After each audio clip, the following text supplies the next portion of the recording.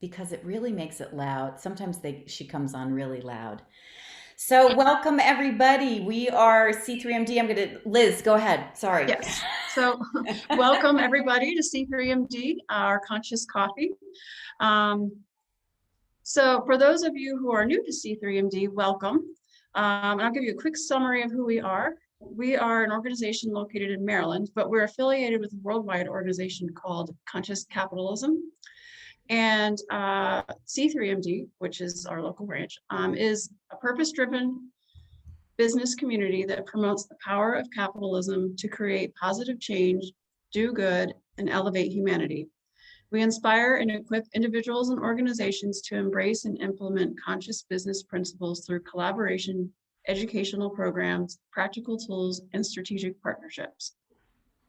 So as part of the conscious capitalism movement, we are seeking to better understand what they call the 4 pillars of conscious business, which are stakeholder orientation, purpose, conscious culture, and conscious leadership. And so in this third quarter of the year, we've been focusing on conscious culture, which is why we have Kristoffer Carter coming to speak with us today. So I'm going to hand it over to Kristoffer now, unless Wendy, you have something else to add. I just want to add a little something. So, Casey is a good friend of mine and someone who has been my business coach in the past. And I went on a beautiful, epic, fabulous business magical retreat to Costa Rica. And he's multi talented and really has so much to share. He's got a book coming out. I'm hoping he will tell us a little bit more about that. But without further ado, I'm going to turn it over to him. And maybe, Casey, we can even start with a little. Yeah, I know yeah. you work that in. I know you work that in. So Well, thank you for the warm introduction, Wendy. I've been looking forward to this for many weeks, everyone, and I just wanted to start by thanking you for making time for such an important topic. If we look around our world today, never before has there been more high stakes reasons to be in the conversation around conscious leadership, conscious culture, taking care of one another as we work. So why don't we follow Wendy's advice here, and let's take a second to get centered into the space. I'm also a meditation teacher for organizations. So meditation practice and mindfulness being, to me, one of the key foundational components of conscious leadership. So just come up to a comfortable seated posture. And if this is already more than you bargained for this morning, that's fine. If it feels awkward, I say lean in. Just come to a comfortable seated posture. Straight spine as much as it feels comfortable. And on your next exhale, take a deep inhale all the way down to the base of your abdomen for 4 counts on the inhale. Let's just hold the breath for about 7 counts. 5, 6, 7. Now big exhale through the mouth for 8 counts slowly.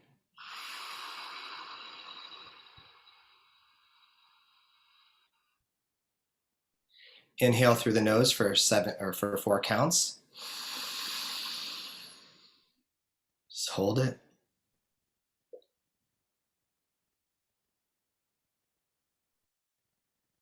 Big exhale through the mouth for 8 counts slowly.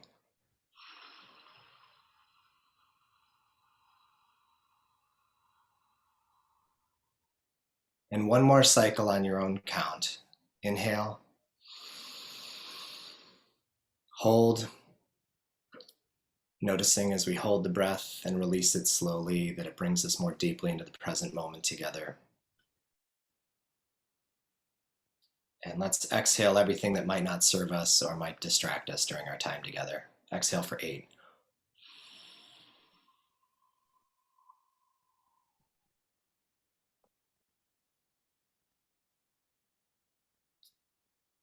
And on the next inhale, just pick up the steady rhythm of your breath. In and out through the nose. Making our goal and intention here for this brief moment to center ourselves, to embody our own leadership, embody any and all possibilities that we showed up for here today.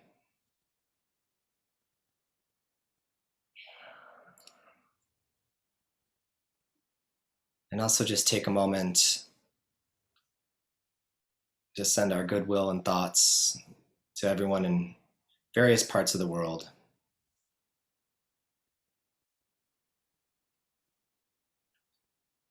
Who may be struggling.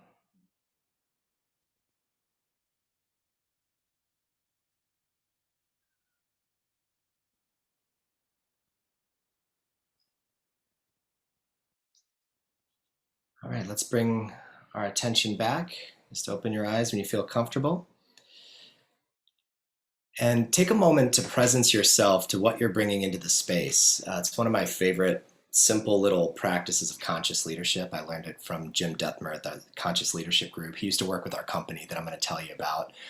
And Jim has this process, if you haven't practiced it before, of just called check-ins. And the check-in is basically acknowledging out loud to the people you're meeting with what you're bringing into the space. So it allows us to accept our full humanity that we bring with us into the space, while also kind of getting away from just the content and the status updates of being together. So I hope you feel a little bit more present for our time together today. And as I said, I'm really excited about this topic. The topic of conscious culture design and team dynamics, it was something that kind of chose me. I was always kind of a decidedly lone wolf thing. I was always working independently outside of the organization, working remotely. So when this pandemic showed up last year and everyone's, struggling with at-home work, I thought, what's the big fuss? This is the way to live, no meaningless meetings and, connecting with people whenever you need to throughout the day on a computer. So this is very much my comfort zone, but also team dynamics. It's never been, as I said, never been more important than today. And I want to share a little bit of research today. I want to share a little bit about my background and some of what I've learned, and also at the bare minimum, pass along some tools that I think may be helpful.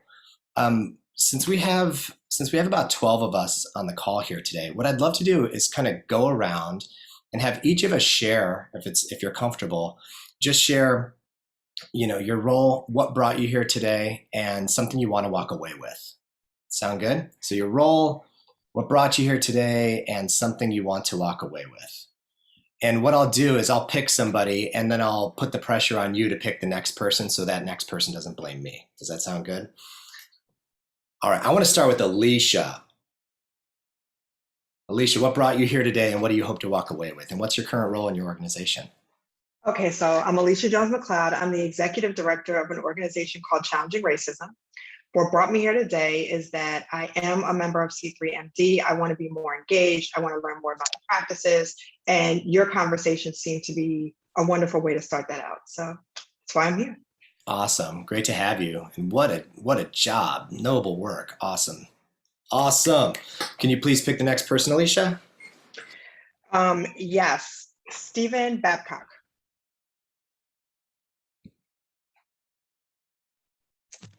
Hey everyone, nice to see you this morning.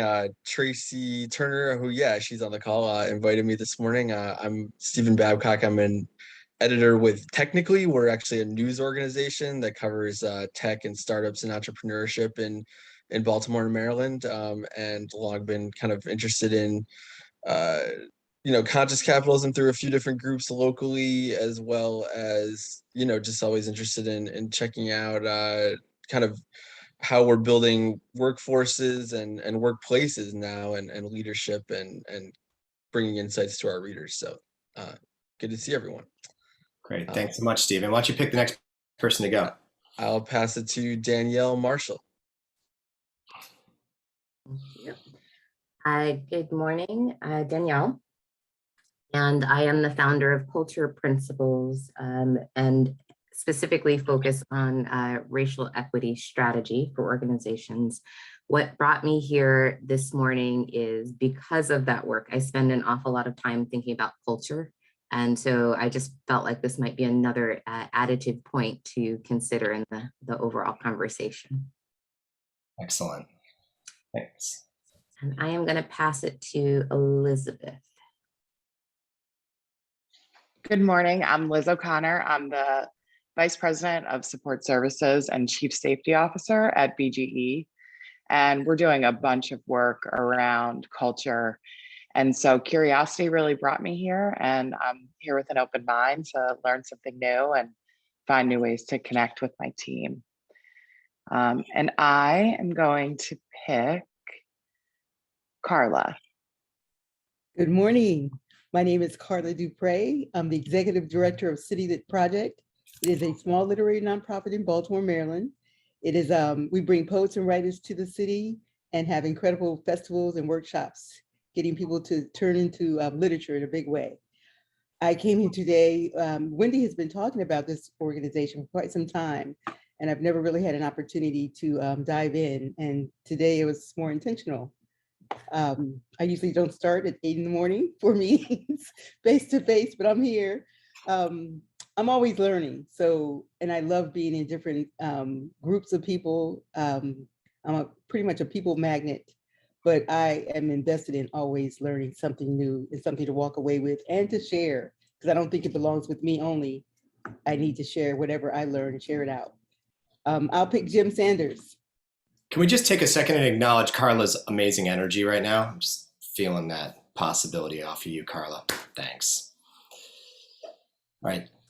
So I'm reinventing myself. I'm here because I'm dealing with isolation and loneliness, because being home office is difficult for me. Yeah. And my task is how do I find people I like, that I can bond with and create intimacy to overcome loneliness? Wow, thanks for that, Jim. Anybody else identify? It's a side effect of pandemics for sure. Who would you like to hear from next, Jim? Let's pick Wendy. All right. Well, thank you. I'm here because I'm on the marketing committee for C3MD, partly, but also, you know, when we were talking about programs from, you know, past programs that we've done, and when we talk to people about what they want, they're talking about, okay, we know what these 4 tenets are, but like, how do we create this better culture, this healthy culture? What are some steps we can take to do it? And so part of it was, you know, let's talk about what's going on and what are the small things we can do, and then some of the larger things we can do. So also, I've always wanted to have Casey on here. He just brings a lot of consciousness to business and life. And so that's why I'm here. And also, oh, I forgot to shout out earlier. So shout out to my company, Insight 180, and Wendy Slaughter team, because they helped sponsor the event this time. But, you know, I just love this community, and it's really great to be around like-minded people. And I say like-minded with a caveat, because I just think there are just very open-minded people here who are willing to learn, who want to learn, who want to share, who want to elevate humanity, who want to make the world a better place. And that's why I show up every month. And I will, did we hear from Paul yet? Paul Morena, new member of C3MD. Are you there, Paul? Yep. Yeah, so I just had to unmute. So yeah, I'm Paul. I'm a new member to C3MD. That's why I'm here today. I wanted to connect with all the members here and the, I guess, surrounding group that's been invited. I found it through the MBA course I'm taking. And that's where I saw it, looked up and saw that there was a Maryland chapter and wanted to join. And like you said, just getting together with like-minded people. But my company is Multicorp Commercial Cleaning. We do commercial cleaning throughout the Maryland, Northern Virginia, DC area. And I am assistant vice president of the company. It's a family-run business since 1985. So I'm hoping to grow more with all of you and learn more about everybody here and really see how we can better the state of Maryland. Great. All right, Paul. Are we down to, I know Tracy, Tanya? Let's see. Yeah. Tracy, Tanya, and Liz, I believe we still need to hear from. I'm going to pick Tanya. Yeah, thanks, Paul. Paul, do you work with Ed Spiegel? I do. Oh, he is so nice and so funny. Well, welcome to the group. I'm in another networking group with him. I'm Tanya Rapaz. I am on the board of C3MD. I volunteer in a few committees. I have a couple different roles. I'm a financial advisor. I also have another project where I do conflict resolution between the different generations of a business, and culture comes up a lot. So I'm hoping to learn a little bit about that. And I'm very excited to be here. I'm so excited about this group today. And I'd like to select Tracy Turner. Tracy might have to join later. She's got some AC issues going on, and so she said I might be on and off. So let's go to Liz.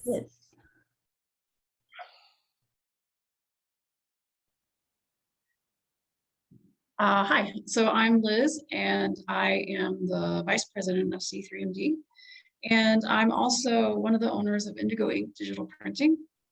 And we've been a conscious business longer than we knew about conscious capitalism as a thing. But culture has been a very important thing for me and for this business. And so it is a lifelong journey.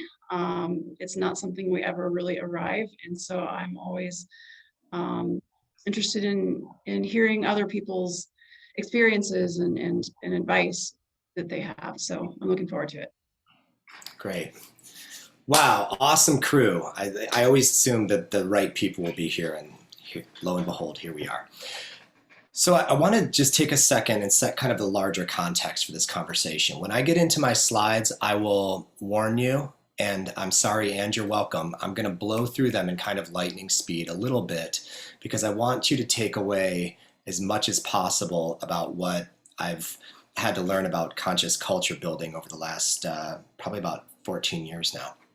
And that whole intention there, again, is to just share some tools. I put some links into the chat.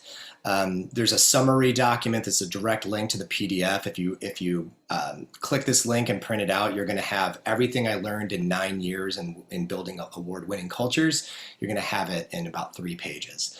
And also this one tactic I'll focus down on a little bit more, which is called creating a communication philosophy. Just a little counterintuitive tip on how to create an extraordinary award-winning culture.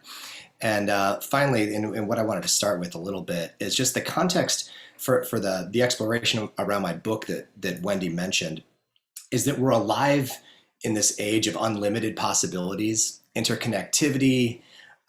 Certainly the digital age has taken full hold, but also because of that, we have a front row seat for all of this pain and dysfunction that humans are causing around the world. So if it's not in our own leadership or in the dysfunction of our government at times, it's showing up in our inaction around things like climate change or the inequity of women around the world that still persists. So it's a challenging, hard time to be alive, but also this amazing time because I believe that it is all that volatility and uncertainty that we experience that's creating these pockets, the awareness and the interest and the passion to design things a little bit differently, to think a little bit more consciously in how we go about business. So again, thanks for being here, and let's get rolling. And you can see my slides? Great. Okay. All right, so I call this the 7 commitments of powerhouse team culture. And commitments we use in coaching all the time, and I'm an executive coach, as Wendy mentioned. And commitment is what we are looking for when we want to create something different, anything new. It's like, what's your commitment and how do you intend to honor it? And so when I think of teams and culture, I think, what are the commitments we're willing to make to these incredible people who decide to spend some of their time or a lot of their time with us? And I always get leaders to reflect on this first question, is if you could wave a magic wand and eliminate one problem or perceived challenge from your team culture, what would it be? And usually, if I had a bottom line, the themes that emerge from this, it's usually this withholding we experience in small groups of people. My joke is that human beings are plenty dysfunctional if there's only one of us, but if you put any more than one of us in a group, the dysfunction just exponentially multiplies. So what people usually say is, I would want more direct feedback, or I'd want more open communication so we can have feedback conversations. I'd want a little bit less competition and more collaboration. Or I'd want people to step up and take responsibility. So those are the general themes that I get from leaders. To help set the frame for this a little bit, I love Viktor Frankl's work around man's search for meaning, logotherapy. He is just incredible. Happiness cannot be pursued, it must ensue. So what are the things that we can do to architect a conscious team dynamic or company culture that creates happiness as a natural byproduct? And you might also find that in the resource I shared with you is that all of my explorations in consulting and coaching conscious leaders since I worked at this company I helped build was that happiness actually isn't even enough. It's about optimizing towards meaning. Because if we only focus, or if we stop at happiness, we might be likely to slap a happy face on it and eventually depart into toxic positivity versus what I think most people are after at work. Most of us would show up to a call like this today because we have a sense of purpose, or that we might pull a little bit more meaning from it. So happiness, super important, and also let's push further into meaning. Sean Riegsecker, who is my kind of teacher for all of this, he was the CEO, very conscious leader at the organization I helped build, is he always said happiness is the new return on investment. And I thought that was a very beautiful statement. Let me tell you about Sean for a second, because I learned so much from this guy. First of all, that's me on the right. Am I at work in this picture? Am I playing? Am I wearing beads and a weird visor and playing guitar? This is how much the world has changed in about 7 years. But Sean's the CEO. I'm the head of training and development at this point. And I think, I got to be honest here, I honestly think we were singing an R. Kelly song, Ignition Remix. If we think about, gratefully, the arc of R. Kelly's reign of terror has ended. But just when I see this picture, I think, wow, my career has changed. And I also think, the energy of this picture this is how special the team that Sean built was, is that we probably had 250 of our coworkers in the room, different people getting up to sing back up and to sing with us while the CEO sang, a funny song from his childhood. And Sean, what I really give him a lot of credit for, he did this for everybody that worked for him. First of all, Sean is, he was raised Mennonite, and I don't know if you're familiar with Mennonite, but Mennonite, I file them as Amish that could party and use technology. So they're people of very high principles, a lot of religious discipline, and also they have access to technology, whereas Amish, decide to leave it behind. But Sean was amazing at giving everybody in the company a voice. And the voice that he gave me, which led to me becoming an author eventually, is that we were winning these awards for best place to work. So this is an Advertising Age, which was the number one magazine in our industry at the time. So I was there from 2007 through 2015. And so we started winning these number one best place to work awards. And it was, what was crazy about it was, we were also winning the local ones in Chicago where we were headquartered. We'd win the first year, Crane's Business Chicago, the best place to work in all of Chicago, Centro. And then we won it the second year, which was unprecedented at the time. And we eventually won it 4 consecutive years. And by that point, it was getting ridiculous. And so I started thinking, what is the secret sauce that Sean tapped into here? And how can I bottle that up and help spread it to other organizations? So that's kind of the intention of that PDF I sent you, is to that is the recipe for the secret sauce. A lot of those things might be obvious, and you may already be doing them, and I hope you are. But there are also a couple key simple things that Sean thought of that nobody else thought of at the time. And looking ahead, I thought it was kind of prophetic that we had instituted a lot of these things that are now becoming a very big part of our conversation on LinkedIn and other places. Emotional intelligence, diversity, equity, and inclusion, absolutely. Well-being benefits. I saw this thing on LinkedIn yesterday that I thought, testify, Adam Grant. I was so happy to see that Adam Grant, who's a big thinker in how we work in well-being circles. Adam Grant said, it's great if you could call off at your company because you're having a sick day, that your body's ill. But how about being able to call off because you're sad? Or how about being able to call off because you're having you're struggling mentally? And I think the pandemic, as well as other things, have prepared us to have a more nuanced conversation about when we need time away from work. And also many of us conscious leaders being willing to hear and to allow our people to take the space they need. So these were seeds that were getting planted for me as early as 2014 and earlier. However, because of all this volatility and uncertainty, we're seeing them become part of the conversation.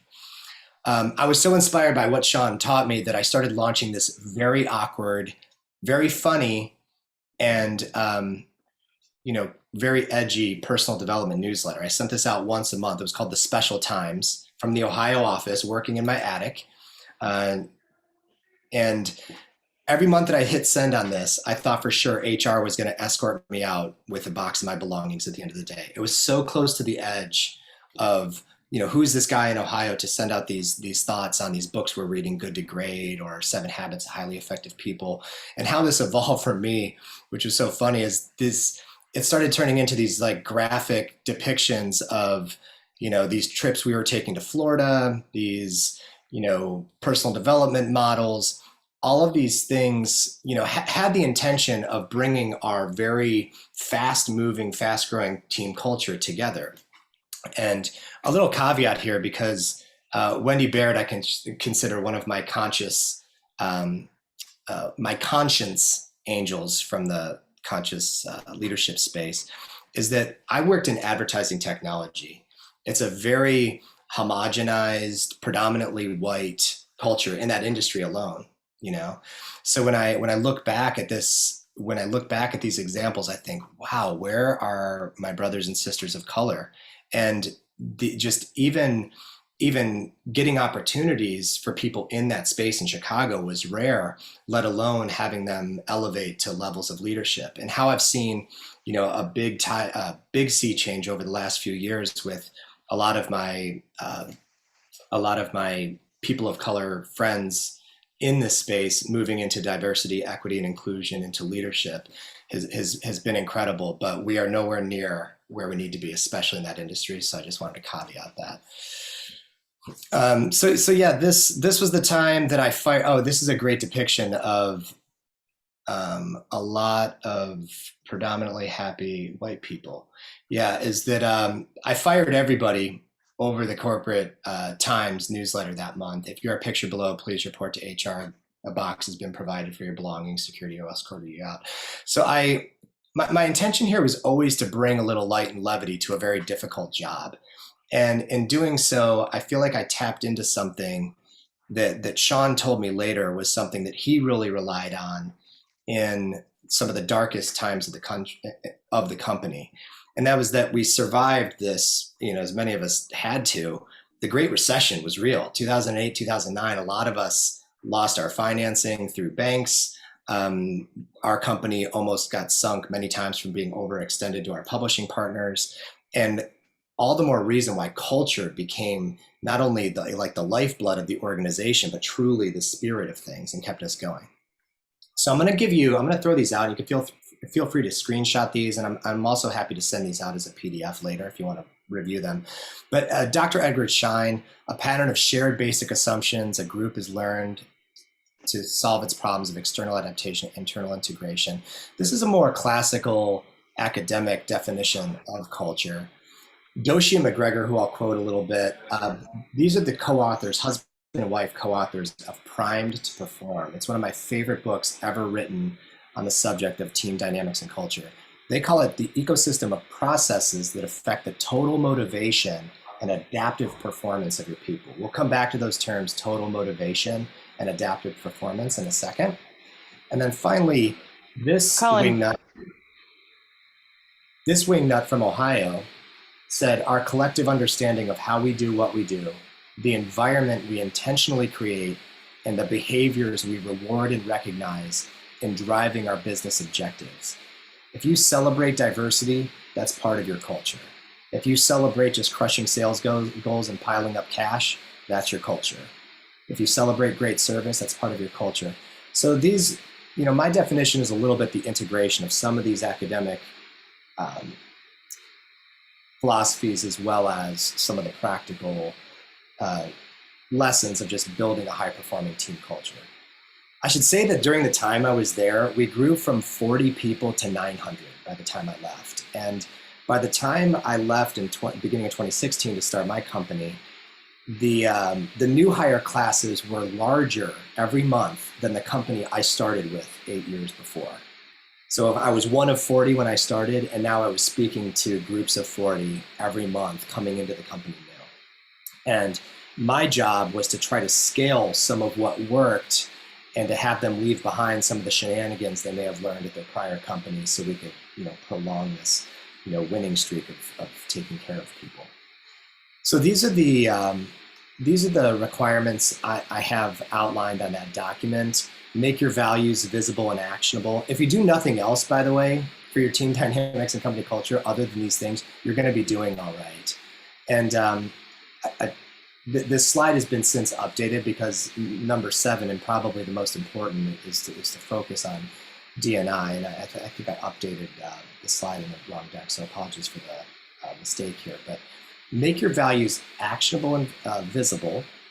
So you don't want your values just hanging on the wall like some dentist's office, an eagle soaring with the word leadership under it. It means literally nothing.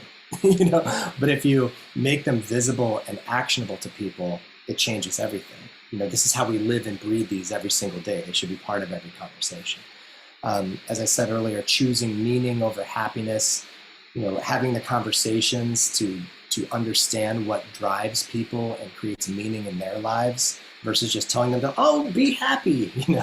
Happiness counts, but it's not everything. 3, which I'll focus on, is strong communication philosophy.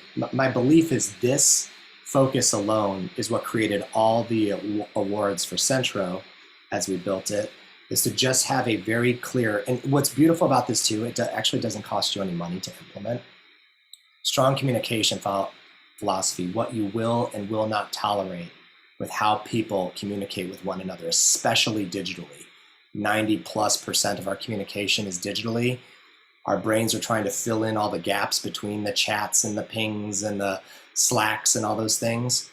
How we communicate is how our experience of work is created. And world-class onboarding, loving people on the way in and on the way out of the organization. 5, from a more sociological approach to just culture building, how cultures have been built since the dawn of time, is to think about how we facilitate knowledge sharing and story sharing in our companies. Like how do we let people know that these are stories worth passing on to other people? So it's not always the leader just saying, this is how we've always done things, but it's the people taking that torch and running with it. And 6 and 7 are this focus on the well-being, the overall well-being of individuals and the organization. Well-being benefits, diversity, equity, inclusion. Trends and pressures. I mean, we don't need to spend a lot of time on this because we could look around and notice everywhere out of any window we look at what the trends and the pressures are. So in 2017, less than 2.7% unemployment in college educated white collar professionals. I mean, the competition for talent right now, I could never have predicted how competitive it would be.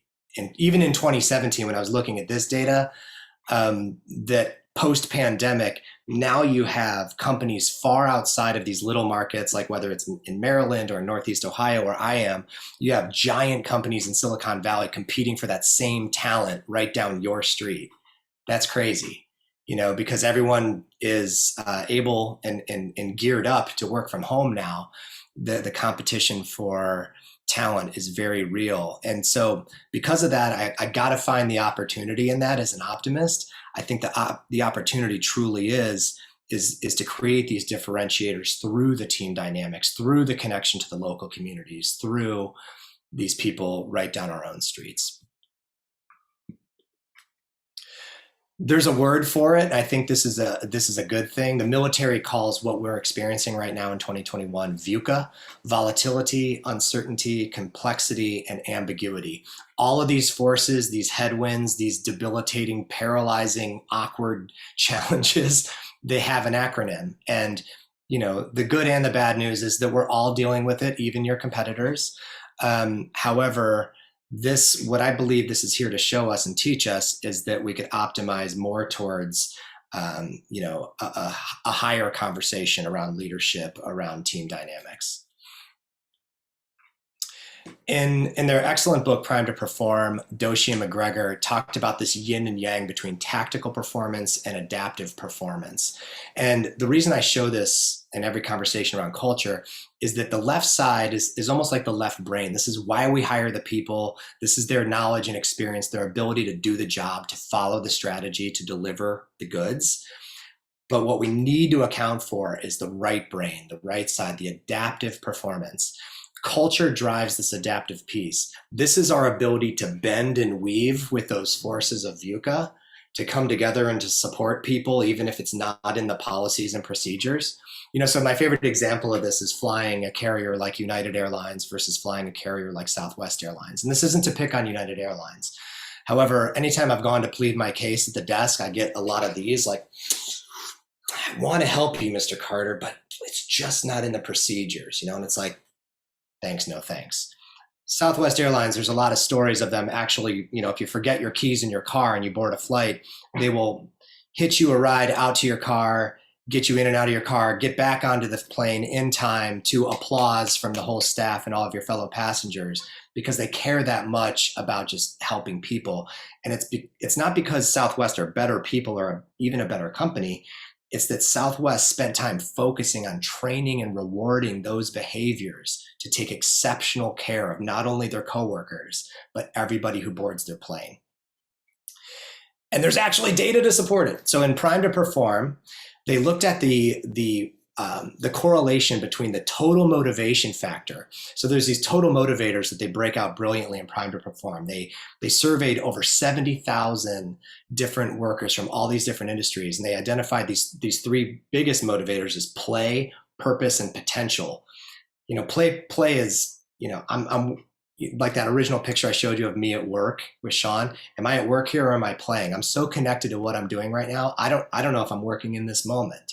Southwest Airlines has trained and onboarded their people to create that level of play in their workspace. They also focused on purpose. Can I hitch my individual ambitions to a larger cart of the universal good of the company, of all of our vendors, all of our customers? That's true, connection to purpose of the organization.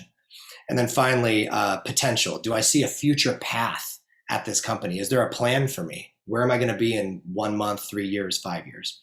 So anyway, they looked at the total motivation factor with the customer satisfaction ranking of these different carriers. Sure enough, Southwest, highest total motivation factor, highest customer satisfaction rating, down through Delta, American, United. And again, it's not to pick on those other carriers, but this has been my direct experience of flying all of these carriers regularly. My work requires me to travel a lot to see clients.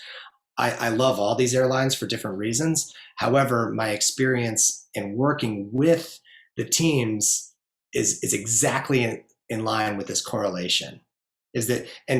Sadly, United Airlines a few years ago, I don't know if you remember this, but they had two big incidents where their culture really bit them. One was that a flight attendant blew their stack and punched a passenger.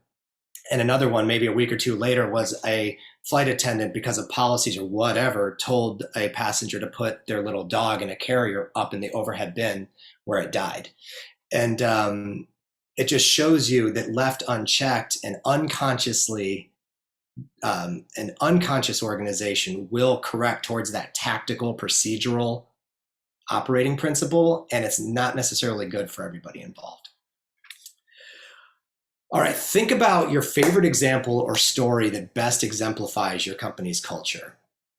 Just think of a story that you would like to tell. And this is the story you're going to tell incoming people who you want to onboard, attract into your organization. But also it's going to be your story that you want to pass along or have others pass along that supports your culture.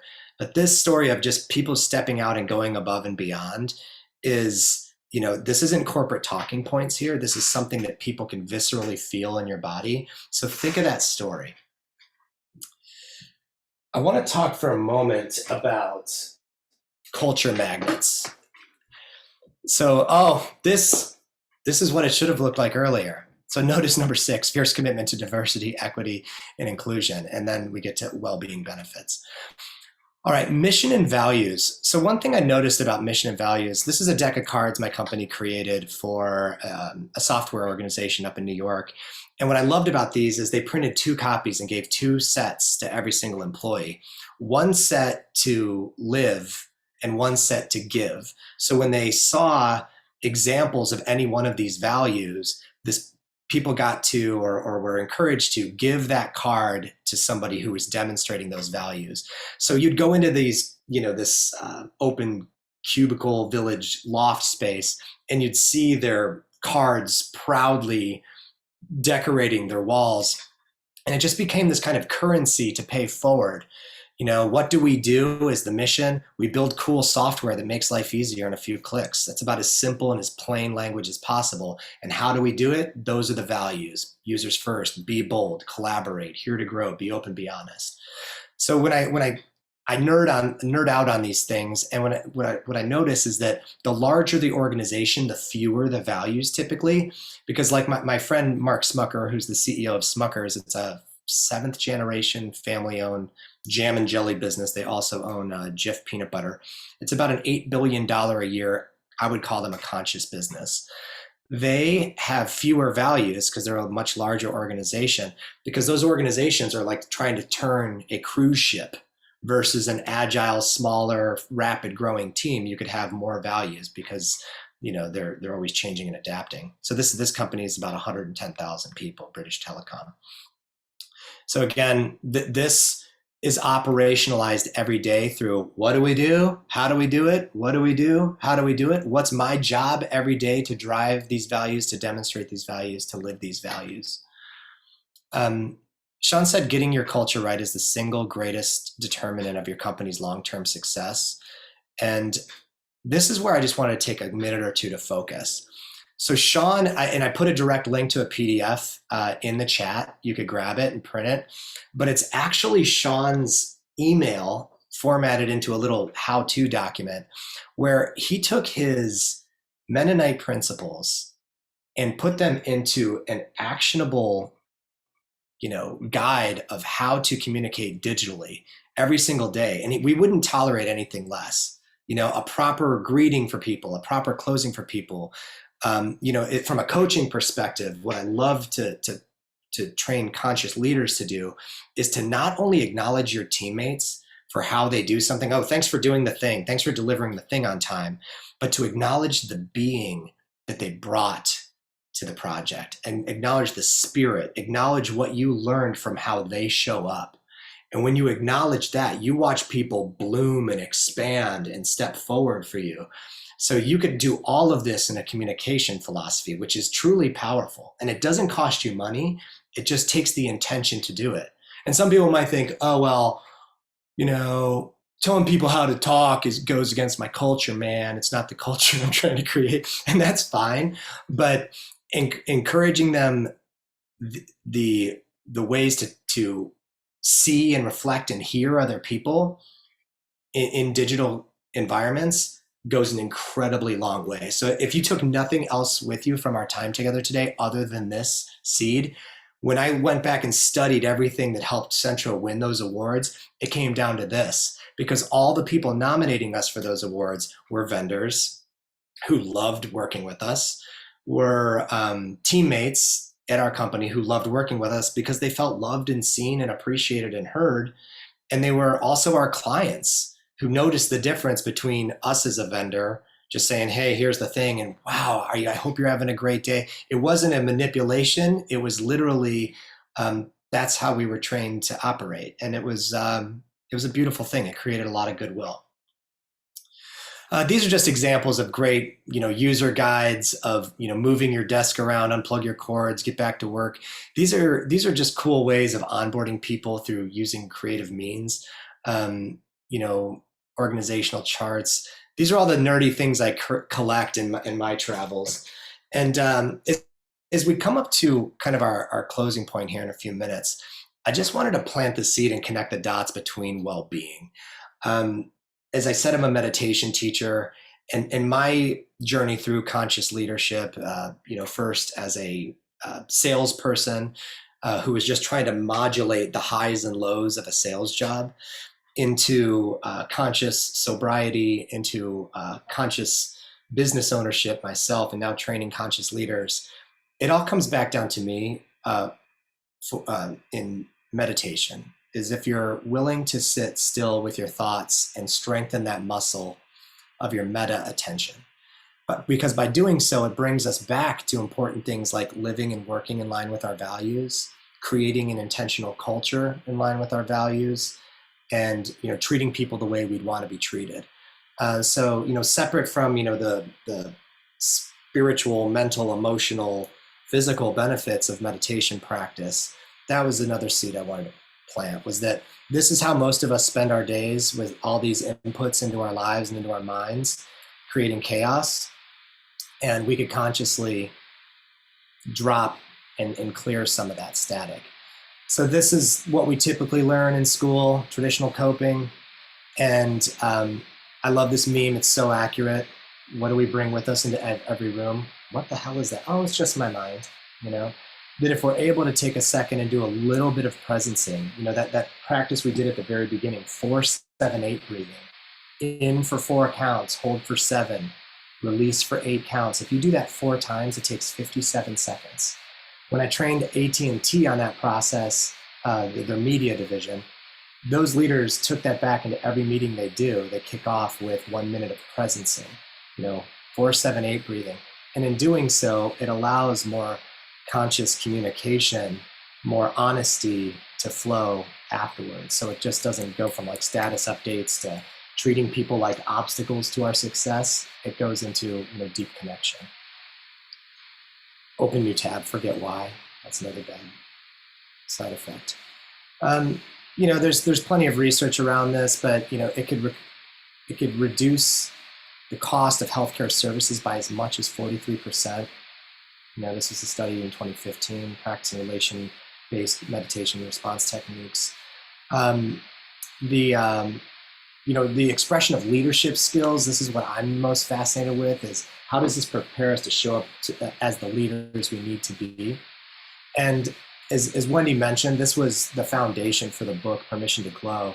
And I want to just conclude with what I call the 4th permission in Permission to Glow. There's 4 permissions that I think conscious leaders need to give themselves and everyone around them. Permission to chill, which is to slow down, meditate, relax, be more clear. Permission to feel all the feels, which is to embrace our full humanity, work on our emotional intelligence. Permission to glow in the dark, which is to move forward and do the thing we're here to do despite the ever-present fear. That's permission to glow in the dark. And this 4th one, permission to glow in the light.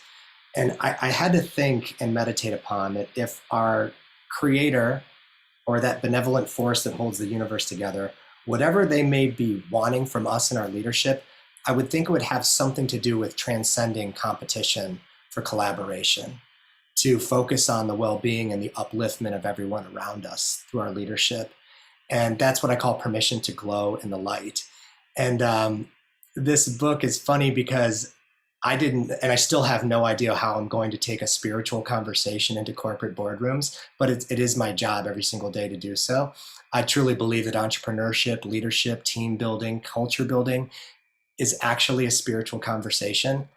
And by that, I mean, how do we expand our capacities to hold more of the great, opportunity in front of us, more of the chaos that encircles us and informs us, and more of our own unlimited potential.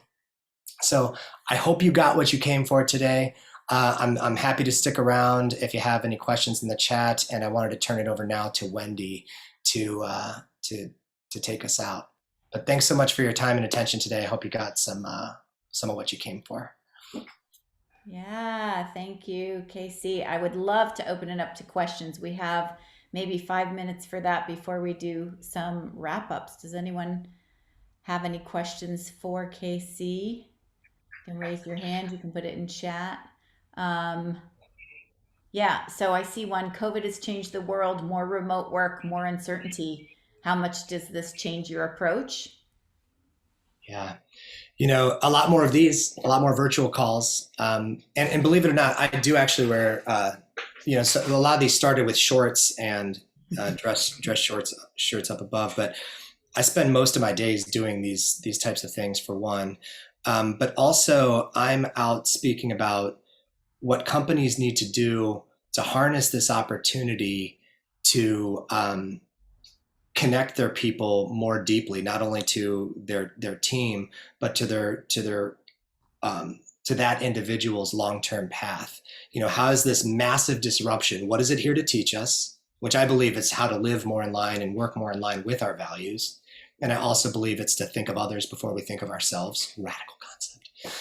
But I think it's changed everything. And I think ultimately long-term, it will have changed everything for the better.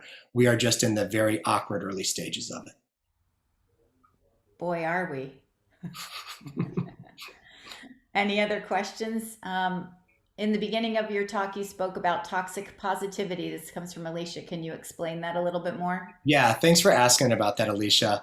What I noticed at this company I was working in, and I'm grateful for everything that it taught me at that time there, but we're already starting to see this nuanced approach where, back when I was working there maybe 5-6 years ago, I remember our HR team saying, we need more people like you. Go out, find more people like you. Well, it's like if you're telling that to a bunch of white people that were in sororities and fraternities, the workforce will start looking like that. And that's a problem. You know what I mean? And there's some legendary stories. HubSpot. Oh my gosh. If you want to Google culture gone wrong, overcorrecting on toxic positivity and homogenization, Google HubSpot.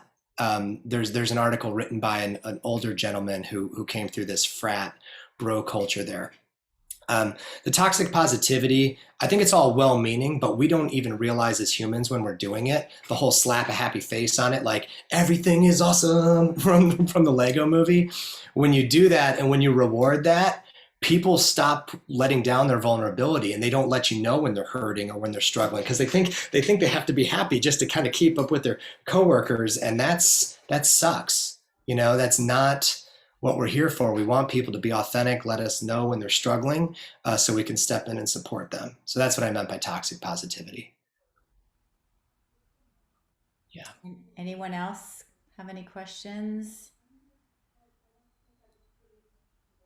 Okay.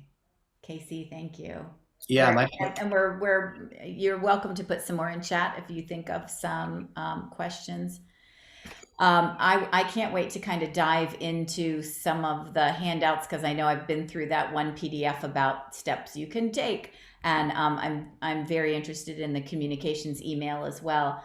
I think it's one of those things that when it becomes second nature, that's great. Like you need to have that kind of cultural balance that's coming in, but you also don't want it to be anything to become second nature. And to a certain extent, it's like be present to what else is happening. If I could plant one less seed, because it can be overwhelming to look at that whole thing. Like, where do I even begin? Right. From a coaching perspective, what's the minimum game you can win? So pick one of those and improve it at your organization or on your team. Improve it by 5%, 15%, 20%, because that progress will inform how you move forward through the other ones. But just pick one and get started. Yeah. There's a great question here from Danielle. How are you navigating the polarization of society when building culture? Everyone thinks that they have the right way forward. Yeah. Don't we all? Actually, I don't. Yeah, totally.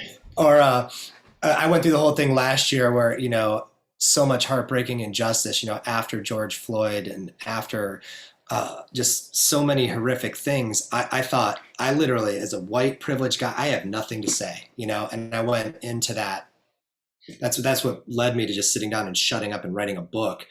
But as I'm out having these conversations around culture, I have to assume that we're entirely polarized, that part of our brains are hooked by the media and bought into one of many big lies, that we are all separate, that we are all not on the same team, that it's with us against us, that it's, that we're adversaries. And I am not interested in having that conversation, but I do notice that when I speak to the core of the human experience, or what I think is the kind of the spiritual experience of traveling in groups and wanting to be connected as individuals, most people can resonate with some aspect of that. So I keep it more on the level of what serves all of us. How does it serve your agenda, Mr. hard driving, money making at all costs person, while also satisfying the needs of the HR people who are caring about all the other people, and just meeting them in the middle. But yeah, it's tricky, and do I offend some people and challenge their views and make them sad and mad? For sure. But that's part of my job as a coach. It's fine. All right. I'm going to ask Tanya to just do a little bit about membership so folks can figure out where to find us. I'll put these links in chat as well. Oops. There we go. All right, thanks so much, Wendy. Sure. And thank you, Casey. That hour was really an hour well spent. So thank you so much. So actually, you can hear me. So if you're already a member of C3MD, thank you so much. We really appreciate your participation and support. If you enjoyed spending time with us today, I hope you will take a look at our membership page and consider joining. Wendy Baird has put in the chat, Conscious Capitalism. The website is over on the side. So you can find out all the benefits of membership. So we have either a conscious coffee or a conscious cocktail every month. There are 3 different categories of membership. One is probably a great fit for you and your organization. You'll join a community of people who are learning to do well and do good at the same time. We are exploring all of the different tenets and pillars of conscious capitalism. We are all in a community of learning. And we have other events coming up, such as our signature annual event, Ignite Howard County, which is a live speaker-driven event. And I'm going to let either Liz or Wendy tell you about our next event coming up in September. Yeah, we were trying to decide if we were going to do coffee or cocktail, and I think cocktail got the votes, which means it's 4 o'clock instead of 8 o'clock. It'll be virtual, September 21st, and we hope to see you there. But so far, our fingers are crossed that we're going to be doing Ignite Howard County. Everything depends on our world and all of those crazy variants and things that are happening. So at the moment, we're planning on Monday, October 25th for Ignite Howard County. We would love to see people there. But we'll be following all the guidelines and doing all the responsible things. Unfortunately, it is not an event that we feel we could really do justice to virtually. So if for some reason we cannot hold it in October, we'll be looking at springtime. But it's been really a pleasure and honor to have you here. And this is a great little community. We're little, but sometimes we're bigger. It just depends. I mean, it's August. So I'm so grateful that you all came out. Casey, I can't thank you enough. I really appreciate you. And I appreciate all of you that came on and spent some time with us this morning.